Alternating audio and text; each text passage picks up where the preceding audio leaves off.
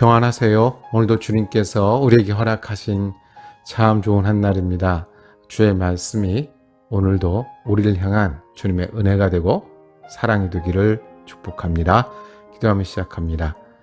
아버지 하나님, 우리가 하나님을 아버지라 부르며 살 수 있게 하시니 감사합니다. 그래서 우리가 여러 가지 일을 만나도 주님을 기억하게 하시니 감사합니다. 때로는 어려운 고비를 지나는 동안에도 주님을 찾고 주님께 의지할 수 있게 하시니 감사합니다. 주님, 오늘 많은 일을 앞두고 있는 여러 시간 속에 주님께서 힘도 주시고 지혜도 주시고 인도하여 주시옵소서. 주님, 주님의 도우심을 기다리는 어려운 가운데 있는 영혼들 돌아보아 주셔서 지친 마음에 주님이 새로운 소망이 되어 주시옵소서. 지루하고 힘들 때 주님이 우리의 노래가 되어 주시옵소서. 그리고 애쓰고 수고할 때 헛되지 않게 열매 맺게 하여 주옵소서. 특별히 주의 일을 감당하고자 할 때마다 기쁨으로 할 수 있는 은혜를 더하여 주시옵소서. 우리 예수 그리스도 이름으로 기도드립니다. 아멘. 오늘 우리가 함께 읽으실 성경은 욥기 13장 20절에서 14장 끝까지입니다. 14장 13절에서 17절까지 말씀 받도록 하겠습니다. 주는 나를 수월에 감추시며 주의 진노를 돌이키실 때까지 나를 숨기시고 나를 위하여 규례를 정하시고 나를 기억하옵소서. 장정이라도 죽으면 어찌 다시 살리이까? 나는 나의 모든 고난의 날 동안을 참으면서 풀려나기를 기다리겠나이다. 주께서는 나를 부르시겠고 나는 대답하겠나이다. 주께서는 주의 손으로 지으신 것을 기다리시겠나이다.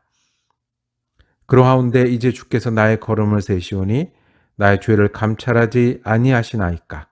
주는 내 허물을 주머니에 봉하시고 내 죄악을 싸매시나이다. 아멘. 함께 읽으신 말씀을 중심으로 어려움을 연단으로 라고 제목 정하고 은혜 나누기를 원합니다. 어려움은 모두가 당할 수 있습니다. 혹은 지금 어려운 가운데 계신 줄로 압니다. 그런데 연단이란 말은 어려울 수는 있으나 그 어려움 때문에 더 강해지는 것을 의미합니다.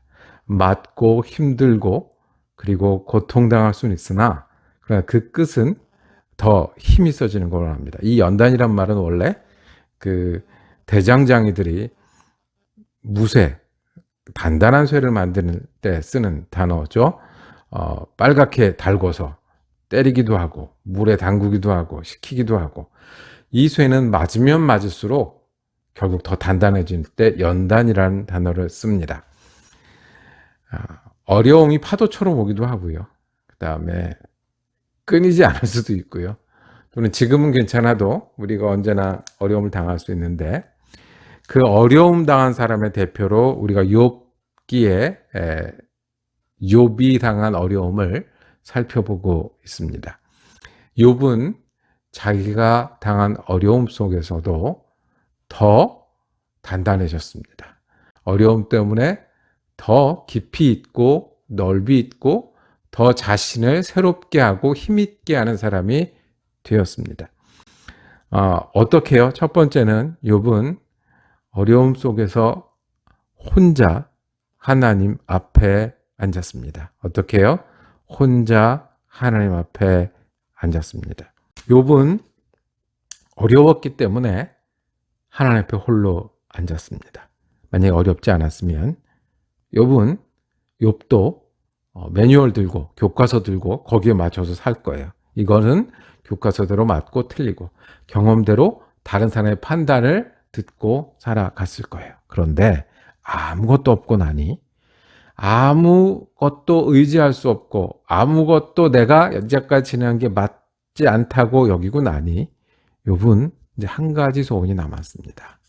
하나님 앞에 앉아서 하나님을 찾는 겁니다.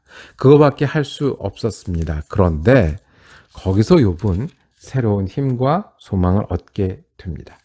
욥이 하나님 앞에 앉아서 어떤 마음이 있었을까요? 너무 괴롭고 힘들고 할 수 있는 것이 없어서 하나님 앞에 아뢰겠다고 무엇을 했을까요? 13장 25절에 주께서 어찌하여 날리는 낙엽을 놀라게 하시며 마른 건부를 뒤쫓으시나이까? 자기는 하나님 앞에 앉고 보니 날리는 낙엽밖에 되지 않는 거예요. 자기는 하나님과 1대1로 이 어려움을 붙들고 앉고 보니 자기는 마른 건불밖에 되지 않는 거예요. 14절에 그날은 정하셨고, 사람이죠. 아무리 사람이 교과서를 들고 살고 경험과 판단으로 살아도 그날이 정해졌고 달수도 죽게 있으므로 규례를 정하여 넘어가지 못하게 하셨습니다. 내가 한계가 있습니다. 하나님은 하나님이시고 저는 접니다. 한계 있는 인간입니다. 어려움이 우리에게 주는 것, 하나님 앞에 앉게 하는 겁니다. 홀로 앉게 하는 겁니다. 어려움이 좋은 사람이 누가 있겠습니까? 어려움이 쉽고 기다린다는 사람이 어디 있겠습니까? 어려우면 넘어지게 되거든요. 어려움은 포기할 수도 있거든요. 어려움은 싸워야 되거든요. 또 어려움은 나로 하여금 고통 가운데 있게 하거든요. 그런데 한 가지, 그 어려운 가운데 할 수 있는, 또는 어려움이 와야 그때 가서야 할 수 있는 일은 하나님 앞에 홀로 앉는 겁니다.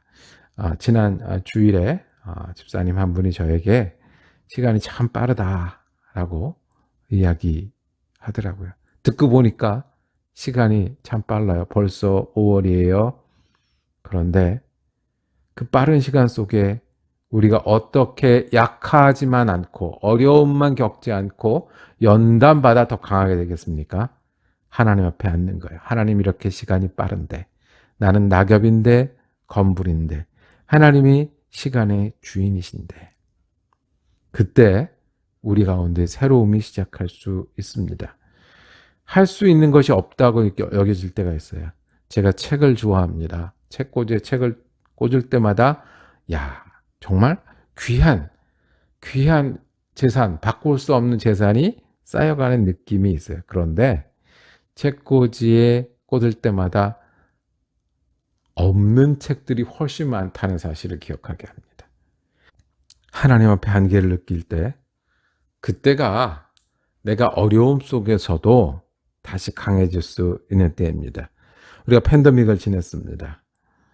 할머니 한 분이 그렇게 말씀하세요. 내가 일제시대도 지냈고 전쟁도 겪고 이민 와서 고생도 했는데 이 나이에 또 이렇게 집 밖에도 못 나가는 어려움을 당한다고 말씀을 하시더라고요. 하나님 앞에 내가 한계를 느낄 때, 내가 이런 가운데 살아왔고 그리고 앞으로도 이런 가운데 살 수 있지만 거기 계신 하나님을 다시 볼 수 있으니 더 강해진, 더 넓어진, 더 깊이 있어진 우리를 찾을 수 있습니다.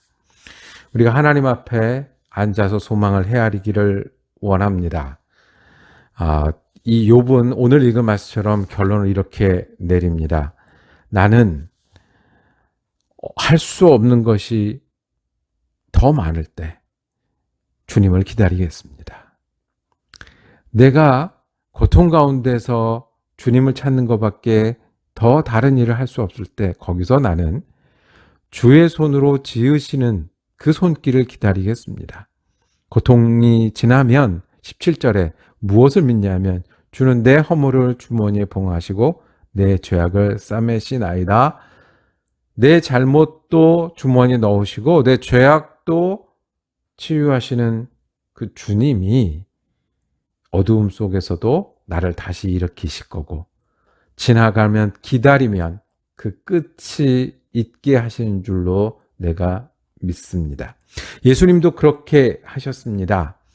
믿음의 주여 온전케 하시는 이 예수를 바라보자 저는 그 앞에 있는 즐거움을 위하여 십자가를 참으사, 예수님도 고통 가운데, 예수님도 비난 가운데, 예수님도 어려운 가운데 하나님 온전히 기다리며 그 고통을 지나셔서 우리 주님 되셨고 은혜 되셨습니다.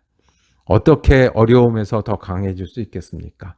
어려움이 나쁜 거고 힘든 거고 악한 건데, 그런데 우리가 주님 앞에 앉고 우리의 한계 속에서 주님을 기다릴 때 우리는 더 깊이 있고 강하고 주님의 은혜를 찾는 사람이 되지 않겠습니까? 기도하겠습니다. 주님, 우리는 어려움을 언제든지 만날 수 있는 시간들을 지내고 있습니다. 아니, 오늘도 어려움을 마주하기도 하고 어려움을 극복해야 하는 그런 시간 가운데 있습니다. 주님 앞에 다시 앉습니다. 우리가 하나님 앞에 아무것도 아니고 하나님이 내 주인이심을 고백합니다. 그리고 때로는 기다리며 때로는 주님을 부르며 어려움 속에서 하나님과 지내기를 원합니다. 주님은 우리를 치유하시고 우리를 새롭게 하시는 주님이시니 우리가 주님을 부름으로 오늘을 지내기를 원하오니 오늘도 우리의 구원이 되어 주시옵소서. 우리 주 예수 그리스도 이름으로 기도드립니다. 아멘.